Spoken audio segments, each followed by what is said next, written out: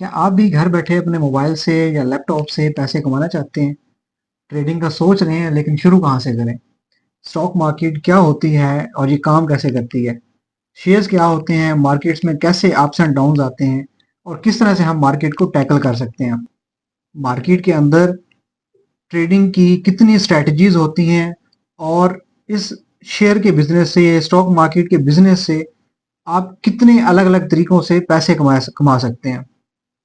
My name is Mohammad Fayaz Hussain and you are watching Investify. हम अपनी पहली वीडियो में फाइनेंशियल पोर्टफोलियो क्या होता है, उसको कैसे क्रिएट कर सकते हैं, इसके ऊपर बात कर चुके हैं। And now this is our first video for the beginners on financial education. इस वीडियो से हम सीखेंगे कि आप कैसे अपनी साइड हसल से या अपनी साइड इनकम से अपना फर्स्ट पोर्टफोलियो क्रिएट कर सकते हैं। आज की वीडियो इंतहाई इंटरेस्टिंग होने वाली है, तो जल्दी से चैनल को सब्सक्राइब कर लें और बेल आइकन ज़रूर प्रेस कर लें ताकि इस तरह की हमारी आने वाली हर वीडियो सबसे पहले आप तक पहुंच सके। साथ ही साथ ये वीडियो आप अपने उन फ्रेंड्स को लाजमी शेयर कीजिएगा जो इस वक्त बेरोजगार हैं या अपने को साइड हसल्स करना चाह रहे हैं या पार्ट टाइम अर्निंग करना चाह रहे हैं, ताकि उनका भी भला हो। और वीडियो को एंड तक देखिएगा ताकि आप इस वीडियो का कोई भी इंपॉर्टेंट पार्ट को मिस ना करें। तो चलिए वीडियो को स्टार्ट करते हैं और शेयर मार्केट की टर्मिनोलॉजीज को इंतहाई सिंप्लीफाई करके समझने की कोशिश करते हैं, जिससे आप स्टॉक मार्केट के अंदर इन्वेस्टमेंट करने से पहले आपकी जो बेसिक आइडियाज हैं या जो बेसिक कंसेप्ट्स हैं वो बिल्कुल क्लियर हो। सबसे पहले हम स्टार्ट करते हैं कि शेयर मार्केट होती क्या है। सपोज करें कि आपने एक शॉप ओपन की है और आपका बिजनेस जो है वो इंतहाई स्मूथली चलने लग गया है और आपकी जो सेल्स हैं वो अच्छी आने लग गई हैं। अब आप चाहते हैं कि आपकी वो शॉप आप उस एरिया से बढ़ा के फर्दर ब्रांचेस ओपन करें मुख्तलिफ सिटीज के अंदर, जिसके लिए आपको कैपिटल की जरूरत है और आपके पास वो अवेलेबल नहीं है। तो आपके पास सिर्फ दो ऑप्शन है। पहला ऑप्शन ये है कि या तो आप बैंक के पास जाएं, वहां से लोन लें, और दूसरा ऑप्शन ये है कि आप कोई इन्वेस्टर ढूंढें। अब अगर बैंक के पास आप जाते हैं तो वहां पे आपको दो तरह के प्रॉब्लम फेस करना पड़ेंगे। सबसे पहला इशू ये है कि बैंक आपसे कम से कम 12% या 13% जो है वो इंटरेस्ट चार्ज करेगा। अब अगर आप बिजनेस का एक नया सेटअप स्टार्ट करने जा रहे हैं तो अपने प्रॉफिट से 12 से 13% या जो इंटरेस्ट जो रेट होगा वो निकाल के बैंक को देना आपके लिए इंतहाई नुकसानदेह साबित हो सकता है। दूसरी सबसे ज़रूरी चीज़ जो है वो ये है कि बैंक जब आपको लोन दे देगा तो वेरी नेक्स्ट मंथ जो होगा आपकी वहाँ से ईएमआई या जो मंथली इंस्टॉलमेंट है वो स्टार्ट हो जाएगी। लेकिन आपके बिजनेस को ग्रो करने में कम से कम 6 महीने, 9 महीने या हो सकता है 1 साल भी लग जाए, तब जाके आपकी वहाँ से सॉलिड इनकम आना स्टार्ट होगी। तो आपको तब तक जो है अपनी पॉकेट से ही बैंक को ईएमआई देनी पड़ेगी। तो आपके लिए दो सबसे बड़े जो हैं वो साइड इफेक्ट्स हैं बैंक से लोन लेने के। अब अगर आप इन्वेस्टर ढूंढते हैं तो वो इन्वेस्टर क्या होगा, आपको वो क्या कहेगा कि जी आप मुझे अपनी कंपनी में इतने परसेंट इक्विटी दें, आप मुझे इतने परसेंट का शेयर होल्डर बनाएं और फिर हम आगे जाके इस डील करते हैं।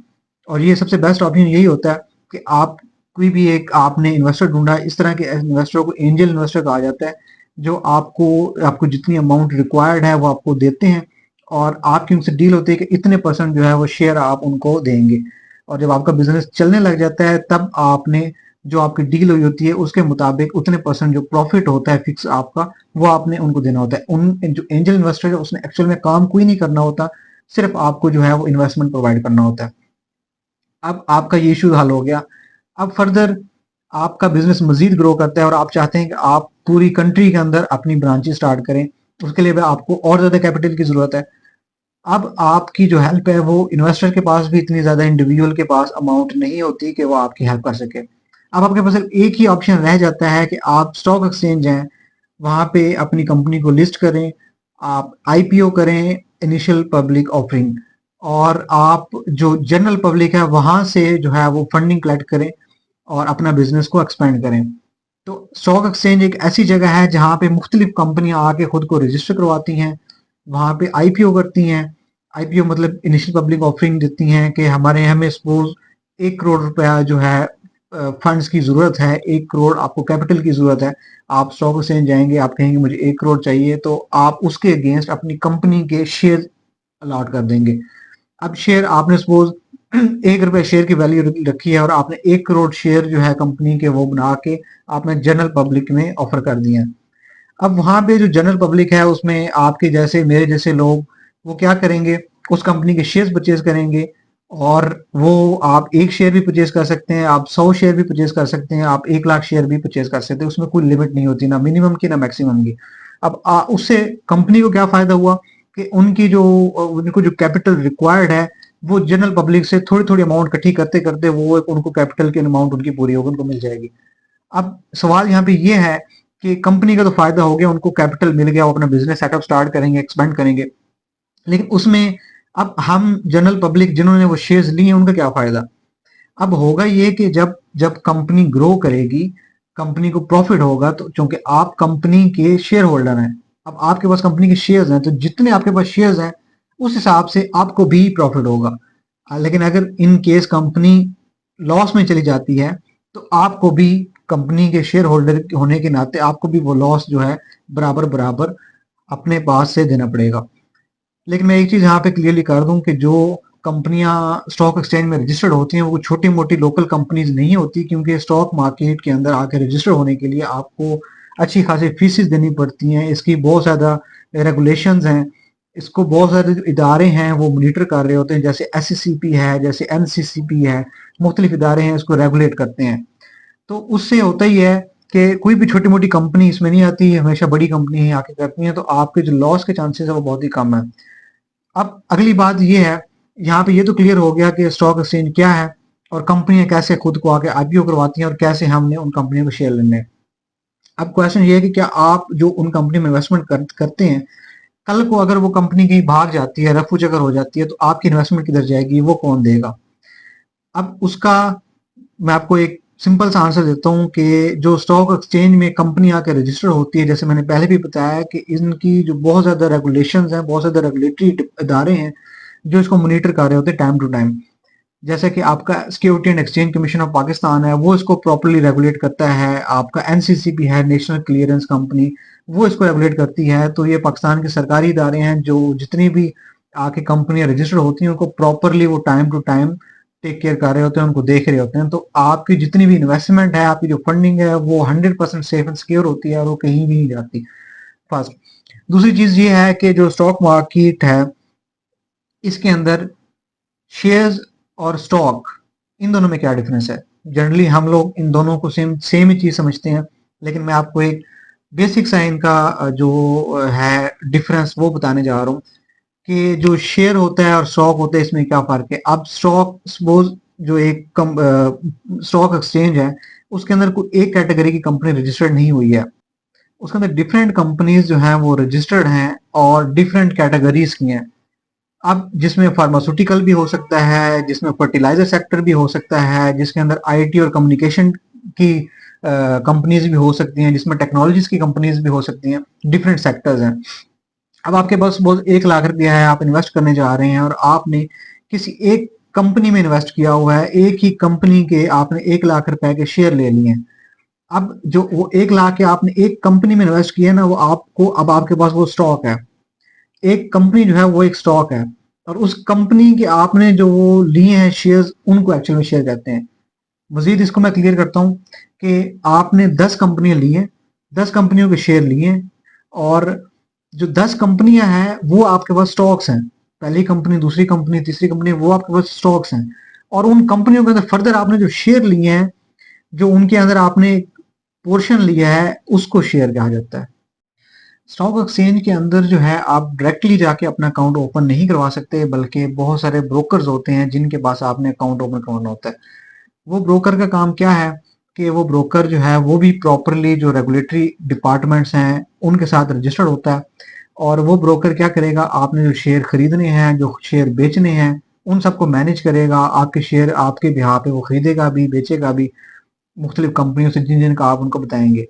और उसके अगेंस्ट वो आपसे एक इंतहाई मुनासिब सी फीस चार्ज करता है, जो कि पर शेयर के हिसाब से वो पॉइंट्स में होती है। 0.15, 0.25, 0.50, इस तरह से मुख्तलिफ फीसेज होती हैं। तो इसके ऊपर भी हम डिटेल में बात करेंगे कि फीसेज का क्या शेड्यूल होता है। अब यहाँ पे क्वेश्चन ये है कि आप किस तरह से उसमें इन्वेस्टमेंट कर सकते हैं, और उससे भी ज़्यादा ज़रूरी क्वेश्चन जो हम लोगों के लिए वो ये है कि आप अपने पैसे जो है वो विड्रॉ कैसे ले सकते हैं। तो इसका एक कंप्लीट प्रोसीजर होता है। आपका जो बैंक अकाउंट होता है वो आपके ब्रोकर के अकाउंट्स के साथ लिंक्ड होता है। आप जितनी भी इन्वेस्टमेंट करना चाह रहे हैं, आप कुछ शेयर लेना चाह रहे हैं, आपके वर्चुअल अकाउंट जो है वो आपके ब्रोकर के साथ बनता है और आप अपने बैंक से डायरेक्टली ब्रोकर के अकाउंट पेमेंट करेंगे। वो पेमेंट जो है वो आपके जो वर्चुअल अकाउंट बना होगा ट्रेडिंग का उसमें रिफ्लेक्ट होगी और फिर आप अपने उस वर्चुअल अकाउंट से है वो डिफरेंट शेयर्स परचेज करेंगे। परचेज करने का तरीका भी हम आगे चल के एक नेक्स्ट वीडियो में बताएंगे कैसे परचेज करना है और कैसे सेल करना है। अब आपने शेयर परचेज कर लिए, अब आप चाहते हैं कि आप इनको बेचें और ये बिकते कितनी देर में है। आप जब ऑर्डर लगाते हैं, आप जब इसको एग्जीक्यूट करते हैं तो शेयर जो होता है वो मोस्टली जो करंट उस टाइम मार्केट रेट चल रहा होता है शेयर का, उसके ऊपर वो विद इन फ्यू सेकंड्स और फ्यू मिनट्स वो सेल हो जाता है। अब जब शेयर सेल होता है तो उसकी इवज जो आपको अमाउंट आएगी वो आपके वर्चुअल अकाउंट में आएगी। अब हमने अमाउंट जो है वर्चुअल अकाउंट से विड्रॉ कैसे लेनी है, आप वहां पे जाके प्रोसीजर एक होता है उसको फॉलो करते हुए आप विड्रॉ जब करेंगे, विड्रॉ अमाउंट करेंगे तो आपकी जो वो अमाउंट है वो आपके बैंक अकाउंट में ट्रांसफर हो जाएगी। अब सबसे ज़रूरी क्वेश्चन कि आप किस तरह से अपना ट्रेडिंग अकाउंट ओपन करवा सकते हैं और उसके बाद आप कैसे ट्रेडिंग कर सकते हैं। जो स्टॉक एक्सचेंज हैं वो पाकिस्तान, कराची और इस्लामाबाद के अंदर बनी हुई हैं और यहाँ के रहने वाले लोगों के लिए सबसे आसान ये होता है कि यहाँ पे आपको जो ब्रोकर्स हैं वो इजीली मिल जाते हैं और आप जाके किसी भी ब्रोकर के पास अपना अकाउंट इजीली मैनेज कर सकते हैं, ओपन कर सकते हैं। लेकिन अगर आप जो हैं कोई पाकिस्तान के कंट्री एरिया से हैं या आप कोई साइड एरिया से हैं तो वहाँ पे लोगों को ज़्यादा नॉलेज ना होने की वजह से इस तरह का इशू हो सकता है कि वो अकाउंट कैसे ओपन करें। तो हम अगर आप भी अपना अकाउंट ओपन करवाना चाह रहे हैं और ट्रेडिंग के बारे में फर्दर कोई भी डिटेल लेना चाह रहे हैं तो मैं इस वीडियो के डिस्क्रिप्शन में अपना नंबर दे दूंगा, आप मेरी टीम से रब्ता कर सकते हैं। वो आपको अकाउंट ओपन भी करवा के देंगे और आपको कंप्लीट ट्रेडिंग के बारे में गाइड भी करेंगे। अगर आप सीखना चाहते हैं कि ट्रेडिंग की डिफरेंट स्ट्रेटजीज क्या होती हैं, किस तरह से ट्रेडिंग की जाती है, ट्रेडिंग की अलग अलग टाइप्स क्या हैं, जैसे कि डे ट्रेडिंग है, स्विंग ट्रेडिंग है, ऑप्शन ट्रेडिंग है या इन्वेस्टमेंट ट्रेडिंग है, पोजीशन ट्रेडिंग है, ये डिफरेंट स्ट्रेटजीज हैं ट्रेडिंग की। और इसके अलावा ट्रेडिंग के बिजनेस में कितने तरीकों से आप पैसे कमा सकते हैं, जैसे कि आपका कैपिटल गेन है, आपका बोनस है, आपके बोनस शेयर्स हैं, डिविडेंड है।